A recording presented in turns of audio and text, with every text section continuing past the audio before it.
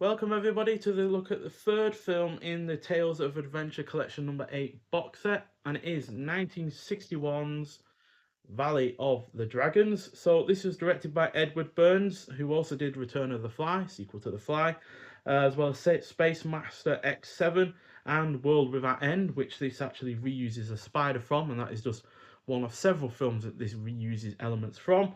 And it's a science fiction film clocking in at 82 minutes long. Stars Cesier Denova, who was also in the god awful Tentacles, but was also in the really rather great Mean Streets, and also stars Sean McClory, who was in Them and Plunder of the Sun. And finally, Danielle Demetz, who was in Return of the Fly and The Party. So in 1881, Algeria, an American soldier and a French aristocrat are about to have a duel over a woman when a comet hurtling past the Earth draws them into its gravitational pull.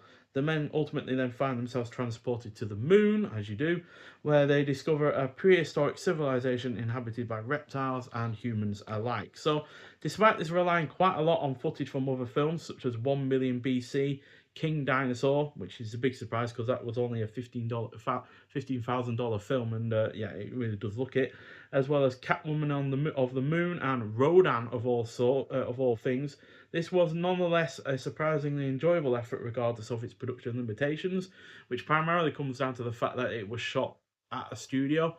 Even though it had a budget of $125,000, according to the director, due to studio overheads, that reduced that budget quite substantially. So, yeah, they were really rather limited by the fact they were on a studio set.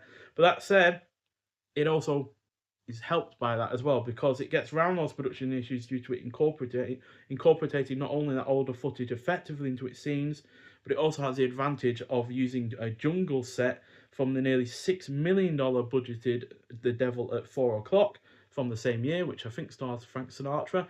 And Spencer Tracy, in fact. So yeah, the two leads are also good.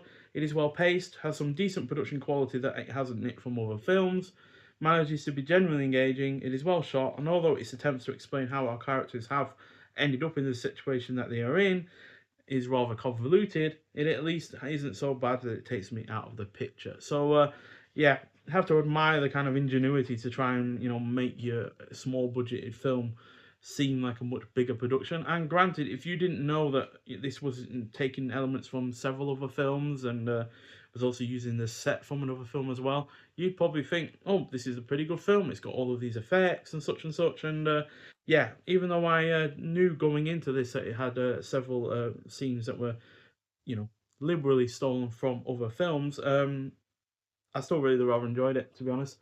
Especially since I haven't seen 1 Million BC, King Dinosaur, or Catwomen of the Moon, and I haven't seen The Devil at 4 O'Clock either. So I'm not familiar with the jungle set. So yeah, despite all of that, yeah, I really enjoyed it. It's 3 out of 5, to be honest. It's not perfect by any means, and yeah, I think the ending is a little bit, I guess you could say, easy way out of it all, but still an enjoyable enough effort. And like I said, 3 out of 5. Now, unfortunately, this doesn't have any extras, as you can see, but despite the fact that this is a worldwide premiere on Blu-ray, it actually looks really, really good in terms of its 1080p high definition presentation. To be honest, it looks like it's had restoration work done to it. It looks that good, but I don't think it has. So I guess the film elements have just been well looked after. So yeah, on the whole, a fairly solid effort. Not as enjoyable as like some Master of the World, and not quite the technical achievement that 20,000 Leagues Under the Sea was at the time.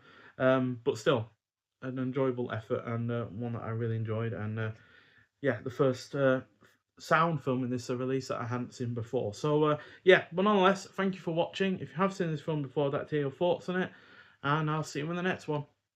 Bye.